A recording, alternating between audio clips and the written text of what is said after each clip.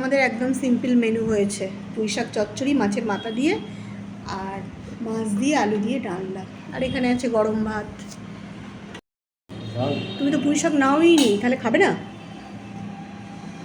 আর মাছ দিয়ে আলু দিয়ে ডালনা হয়েছে। ও আবার পুঁই শাক খেতে চায় না বেশি, তাহলে কি দিয়ে খাবে? ওই ডিমের ঝাল আছে।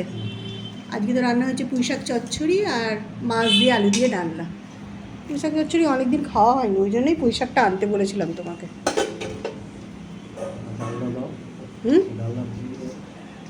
হয়ে যাবে এই দিয়ে?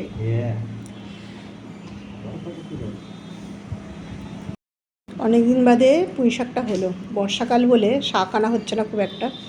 দেখো আজকে আমাদের হয়েছে এই যে মুড়ো দিয়ে পুঁই শাক চচ্চড়ি আর মাছ দিয়ে আলু দিয়ে ডালনা হয়েছে।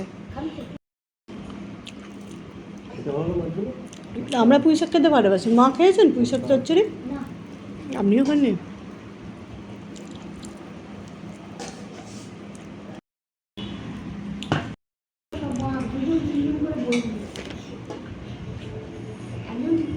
কালকে দেখি ফোনে দেখছিলাম, বন্ডি কাটতে কাটতে যাচ্ছে দুটো দুজন।